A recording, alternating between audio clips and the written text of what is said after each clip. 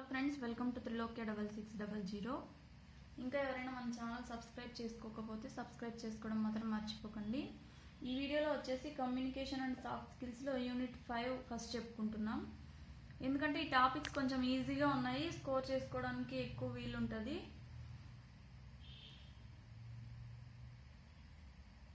Almost నేను కుదిరినంత వరకు ఈరోజే వీడియోస్ దీనికి సంబంధించినవన్నీ పెట్టడానికి ట్రై చేస్తాను.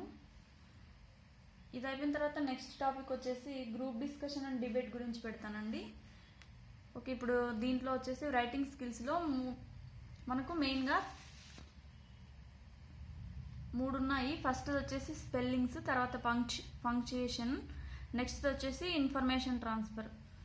స్పెల్లింగ్స్ అంటే ఏం లేదండి, స్పెల్లింగ్స్ రాంగ్గా ఇచ్చుంటారు, దానిలోని ఏది రాంగ్ ఉందో మనం ఐడెంటిఫై చేసి కరెక్ట్గా రాయాలన్నమాట.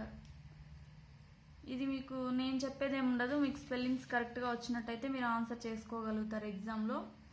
అయినా ఏంటంటే స్పెల్లింగ్స్, ఈ పంక్చుయేషన్స్ ఎక్కువగా అడగటం లేదు ఎగ్జామ్లో, ఈ ఇన్ఫర్మేషన్ ట్రాన్స్ఫర్ అనేది ఎక్కువగా అడుగుతున్నారు.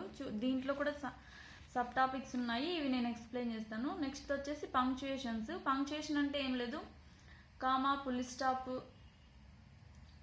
తర్వాత సెమీకోలన్, హైఫన్, అపాస్ట్రఫియస్, తర్వాత ఇన్వర్టెడ్ కమాస్, అలాంటి క్వశ్చన్ మార్క్ ఇవన్నీ ఉన్నాయి కదా, వీటిని పంక్చుయేషన్స్ అని అంటారు అనమాట. ఇవి ఏ టైంలో ఎక్కడ యూస్ చేయాలో అక్కడ యూస్ చేస్తే కరెక్ట్ మీనింగ్ వస్తుంది సెంటెన్స్కి. వీటి వల్లనే మనం సెంటెన్సెస్ కరెక్ట్గా అర్థం చేసుకోగలుగుతాం అనమాట. ఇవి కూడా ఎగ్జామ్లో అంతగా అడగటం లేదు, అందుకనే నేను చెప్పట్లేదు. ఇన్ఫర్మేషన్ ట్రాన్స్ఫర్లో ఇప్పుడు మనకు మెయిన్గా అడుగుతున్నది వచ్చేసి మొత్తం 7 ఉన్నాయి చూడండి. ఫస్ట్ది tables, next bar diagrams, line graphs, pie diagrams, flow charts, tree diagrams and pictures.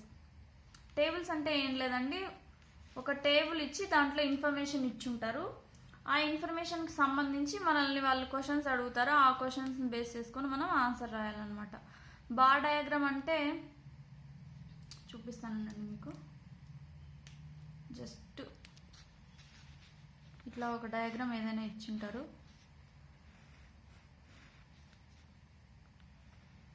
Okay. ఇవి కలర్స్ డిఫరెంట్గా ఇచ్చింటారు అనమాట. కొంచెం ఇట్లా ఏదో పాయింట్స్ ఇచ్చేసి అక్కడ ఇన్ఫర్మేషన్, ఇప్పుడు ఇది ఒక సబ్జెక్ట్ అనుకోండి, మ్యాథ్స్, ఇంగ్లీష్, తెలుగు అని ఇచ్చినారు అనుకోండి, ఇక్కడ పాయింట్స్ ఏవో ఇచ్చింటారు, దానికి బేస్ చేసుకొని క్వశ్చన్స్ అడుగుతారు, మనం వాటికి ఆన్సర్ చేయాల్సి ఉంటుంది. ఈజీగానే ఉంటుంది. నేను నెక్స్ట్ ఇప్పుడు కొన్ని ఎక్స్ప్లెయిన్ చేస్తాను, అవి ప్రీవియస్ పేపర్లో అడిగిన క్వశ్చన్స్ ఎక్స్ప్లెయిన్ చేస్తాను. దాంట్లో ఏం అడిగారంటే పై డయాగ్రామ్ ఒకటి అడిగారు, ఫ్లో చార్ట్స్ అడిగారు, ట్రీ డయాగ్రామ్ అడిగారు, బార్ డయాగ్రామ్ కూడా ఒకసారి అడిగారు. ఓకే, నెక్స్ట్ ఇప్పుడు బార్ డయాగ్రామ్ గురించి చెప్పుకున్నాం కదా. లైన్ గ్రాఫ్స్ అంటే ఏం లేదండి, ఇప్పుడు ఇట్లా ఒకటి గ్రాఫ్ ఇచ్చి ఉంటారు, ఇక్కడ ఏదో బేస్ సంథింగ్ దానికి సంబంధించింది, ఇక్కడ పాయింట్స్ అట్లా ఇచ్చుంటారు, ఇది ఒక లైన్స్ ఇచ్చుంటారు అనమాట. ఇక్కడ పాయింట్స్ ఉంటాయి కదా, రైజింగ్, ఫాలింగ్ అట్లా ఉంటుంది, దానికి సంబంధించి ఈ ఇన్ఫర్మేషన్ బేస్ చేసుకుని వాళ్ళు క్వశ్చన్స్ అడుగుతారు, మనం ఆన్సర్ చేయాలి. నెక్స్ట్ పై డయాగ్రామ్ అంటే తెలుసు కదండి, ఒకటి ఇన్ఫర్మేషన్ ఇచ్చింటారు, దాన్ని ఇలా బేస్ చేసుకొని ఎంత పర్సెంటేజ్, ఇట్లా వాళ్ళు ఇచ్చిన పర్సెంటేజ్ ప్రకారం మనము డ్రా చేసుకోవాలన్నమాట పై డయాగ్రామ్. ఫ్లో చార్ట్స్ అంటే ఒక ఇన్ఫర్మేషన్ రాసుకోవడం, దాన్ని ఖచ్చితంగా యారో మార్క్స్ వేయాలి. ఇది ఫ్లో చార్ట్కి మెయిన్గా ఈ యారోస్ గుర్తుపెట్టుకోండి. వాళ్ళు ఇచ్చిన కంటెంట్ ఇక్కడ రాస్తూ ఇట్లా వేయాలన్నమాట. నెక్స్ట్ ట్రీ డయాగ్రామ్ అంటే ఫస్ట్ బేస్ ఏదైతే ఉంటుందో అది వేసుకోవడం, దాని నుంచి ఏవైనా సబ్ బ్రాంచెస్ ఉంటే ఇట్లా వేసుకోవడము, మరి దానికి సంబంధించి ఏవైనా ఉంటే ఇట్లా వేసుకోవడం అనమాట. నేను జస్ట్ మీ ఊరికే ఐడియా కోసం చూపిస్తున్నాను, ఇంతకుముందు ప్రీవియస్ పేపర్లో ఇచ్చినవి నేను ఎక్స్ప్లెయిన్ చేస్తాను తర్వాత. నెక్స్ట్ పిక్చర్ అంటే మనం వేసేది కాదండి, వాళ్ళే ఏదో ఒక పిక్చర్ ఇచ్చింటారు, ఆ పిక్చర్ బేస్ చేసుకొని మనం దాని గురించి ఒక స్టోరీ రాయాలన్నమాట. ఫర్ ఎగ్జాంపుల్ ఏదో ఒక స్టూడెంట్స్ అందరూ బస్ స్టాప్లో వెయిట్ చేస్తా అంటే పిక్చర్ ఇచ్చినారు అనుకోండి, దానికి సంబంధించిన కీవర్డ్స్ కూడా కింద టేబుల్లో ఇచ్చింటారు, దాన్ని బేస్ చేసుకొని మనం సెంటెన్స్లో అక్కడున్న పిక్చర్ని వర్ణిస్తూ రాయాలన్నమాట. అది పిక్చర్స్కి సంబంధించి. ఇప్పుడు వచ్చేసి మనం ప్రీవియస్ పేపర్లో అడిగిండే క్వశ్చన్స్ అయితే చూద్దాం. చూడండి. First draw A tree diagram to tell about your family అని అన్నారు. చాలా ఈజీ అండి ఆన్సర్ మీకైతే.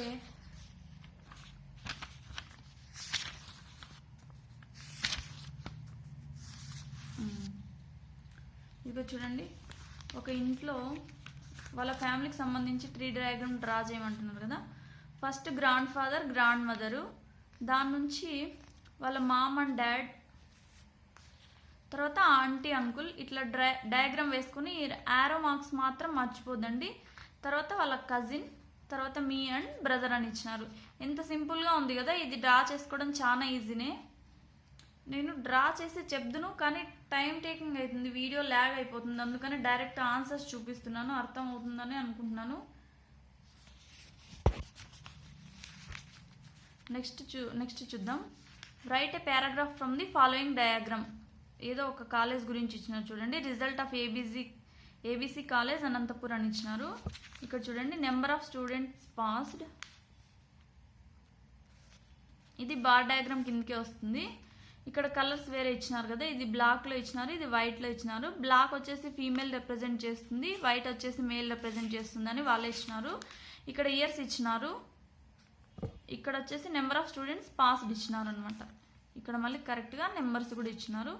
ఈ ఇన్ఫర్మేషన్ బేస్ చేసుకొని పారాగ్రాఫ్ రాయమని అంటున్నారు. ఇప్పుడు దీన్ని చూస్తేనే మనకి ఏమర్థమవుతుంది చెప్పండి. మొత్తం ఏబీసీ అనే కాలేజీలో 100 స్టూడెంట్స్ ఉన్నారు. దాంట్లో వచ్చేసి 2015 అండ్ 16లో 89 ఫీమేల్ మెంబర్స్ పాస్ అయ్యారు, 95 మేల్స్ పాస్ అయ్యారు. తర్వాత 2016 అండ్ 17లో 97 ఫీమేల్స్ పాస్ అయ్యారు, తర్వాత 62 మేల్ పాస్ అయ్యారు. 2017 అండ్ 18లో 75 ఫీమేల్, 53 మేల్ పాస్ అయ్యారు. దీన్ని సెంటెన్సెస్ చేసి రాయడం పెద్ద కష్టమేం కాదు కదా. చూడండి ఒకసారి, అది కూడా మీకోసం. నేను తెలుగులో చెప్పాను, ఇక్కడ ఇంగ్లీష్లో రాసుకోవాలి అంతే కదా. In the year 2015 and 16, 89 girls and 95 boys passed in the college. అలా రాసుకున్నారు. ఇది ఒక పేపర్కి సంబంధించింది. ఇది మనమైతే మొత్తం ప్రీవియస్ పేపర్స్ 3 చూద్దాము. ఒకటి చెప్పుకున్నాం కదా ఆల్రెడీ. ఇప్పుడు నెక్స్ట్ చూద్దాం.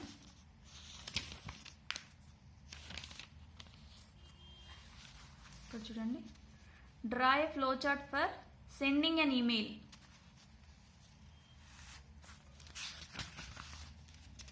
మెయిల్ సెండ్ చేయడానికి ఫ్లో చార్ట్ రాయమని అడుగుతున్నారు. ఇట్లాంటివి అడగచ్చండి, చూసుకోండి, ఎందుకంటే ప్రజెంట్ ట్రెండ్లో ఉన్నవి అవి. అంత ఇన్ఫర్మేషన్ టెక్నాలజీ నడుస్తుంది కాబట్టి దానిల గురించి అడిగే ఛాన్సులు కూడా ఎక్కువ ఉన్నాయి. ఇదిగో సెండింగ్ మెయిల్ చేయడానికి ఎట్లా చేసినా చూడండి. Flow chart, sign in to email. మనం రోజు ఏదైతే చూస్తుంటామో దాన్ని ఫ్లో చార్ట్ రూపంలో రాసేయడం అనమాట. మనం ఆల్రెడీ ఎక్కువగా మొబైల్స్ యూస్ చేస్తూ ఉంటాం కదా. ఈమెయిల్ ఎట్లా సెండ్ చేయాలనే దానికి chart. Type the receiver mail. ఇట్లా చేస్తాం కదా, మనం ఏదైతే చేస్తున్నామో దాన్ని ప్రాసెస్ లాగా రాసుకుంటే సరిపోతుంది. తర్వాత యారో మార్క్ వేసుకోండి. Mention the subject, write a salutation in the content, matter and conclusion, leave taking. అదే type the sender's mail, introduction, press on the send button. ఇట్లా ప్రాసెస్ ఏదైతే ఉందో దాన్ని డయాగ్రామ్ లాగా వేసుకొని కిందికి యారోస్ చూపించాలన్నమాట ఫ్లో డయాగ్రామ్లో. ఇంకో క్వశ్చన్ ఏమి ఇచ్చినారో చూద్దాం. అట్లే యూనిట్ 5 గురించి చెప్పుకుంటున్నాం కాబట్టి దాన్ని ఒకటే ఎక్స్ప్లెయిన్ చేస్తున్నాను నేను. Write a paragraph on the following diagram. ఒక డయాగ్రామ్ ఇచ్చి దాని గురించి ఒక పారాగ్రాఫ్ రాయమంటున్నారు. చూడండి, టైప్స్ ఆఫ్ జియోమెట్రికల్ ఫిగర్స్. దాంట్లో సర్కిల్, ట్రయాంగిల్, క్వాడ్రిలేటరల్ అని ఇచ్చినారు కదా. మళ్ళీ ట్రయాంగిల్లో 3 సబ్ పార్ట్స్ ఇచ్చినారు. Equilateral, isosceles, scalene, square, rectangle, rhombus and parallelogram. దీన్ని ఒక పారాగ్రాఫ్ లాగా రాయమంటున్నారు. మనం ఏం రాయొచ్చు? There are 3 types of geographical figures. Those are circle, triangle and quadrilateral.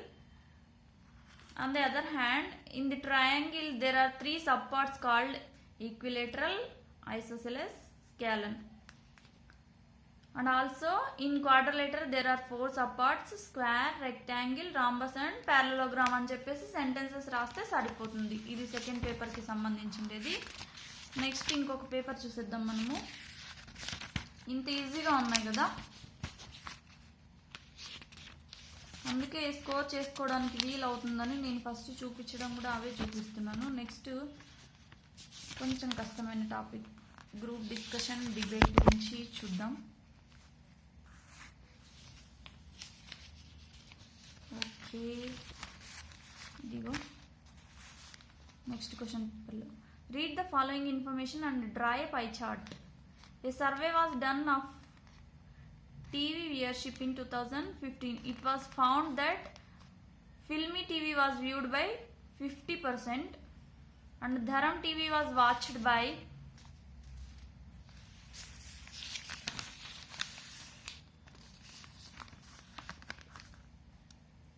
0.8%. 10 people watched BTV and Top TV was watched by 10%. మొత్తం మనకి ఎంత వచ్చింది? 50% ఒక దగ్గర ఇచ్చినారు, 8%, 10 ఒకసారి, 10 ఒకసారి, మొత్తం వచ్చేసి 78% వచ్చింది. రిమైనింగ్ 32 ఉంది కదా, ఆ 32 ఏమైంటుంది? ఏమి ఇవ్వలేదంటే అసలు వాళ్ళు ఏ టీవీ కూడా చూడడం లేదు నన్నని మనము రిమైనింగ్ పార్ట్ తీసుకోవచ్చు. సరే, ఆన్సర్ చూద్దాం. ఇది మనము ఇదిగో చూడండి,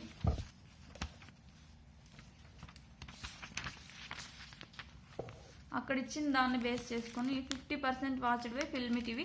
ఇట్లా డిఫరెంట్గా మనము ఒకదానికి లైన్స్ తీసుకున్నారు, ఒకదానికి ప్లస్ సింబల్స్, ఒకదానికి ట్రయాంగిల్స్ లాగా, ఒకదానికి సర్కిల్స్, ఒకదానికి డాట్స్, అట్లా డిఫరెంట్గా రిప్రజెంట్ చేస్తే చూడడానికి ఈజీగా ఉంటుంది.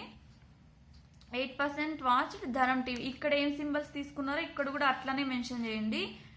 బీటీవీ వచ్చేసి 10%, ఇక్కడ కూడా పర్సెంటేజెస్ మెన్షన్ చేయండి. అక్కడ ఏవైతే వేసినారో సేమ్ సింబల్స్ ఇక్కడ వేసి చిన్నగా రిప్రజెంట్ చేస్తే సరిపోతుంది. 10% top TV, 32 watched by none, అంటే ఏమి చూడటం లేదు, చెప్పాను కదా ఇందాకట్లో. ఇది పై డయాగ్రామ్ సంబంధించి. Next write a paragraph from the following diagram. వీళ్ళే ఇక్కడ ట్రీ డయాగ్రామ్ ఇచ్చేసినారు, దీని నుంచి పారాగ్రాఫ్ రాయమంటున్నారు. చూడండి, ఎట్లయినా ఇవ్వచ్చు. పారాగ్రాఫ్ ఇచ్చి డయాగ్రామ్ అన్నా డ్రా చేయమనొచ్చు, డయాగ్రామ్ ఇచ్చి పారాగ్రాఫ్ అన్నా రాయమనొచ్చు, ఎట్లయినా ఈజీనే కదా. చూడండి, కమ్యూనికేషన్లో verbal and non verbal and 2 types ఉన్నాయి. మళ్ళీ దాంట్లో sub parts spoken, written, visual and printed. Non వెర్బల్లో టోన్, పోస్చర్ అండ్ ఎక్స్ప్రెషన్. స్పోకెన్లో వచ్చేసి ఇంటర్పర్సనల్, పబ్లిక్ స్పీకింగ్, తర్వాత లెటర్స్ అండ్ రిపోర్ట్స్ రిటన్లో. విజువల్లో వచ్చేసి టీవీ అండ్ వీడియో, ప్రింటెడ్లో న్యూస్ పేపర్స్ అండ్ బుక్స్.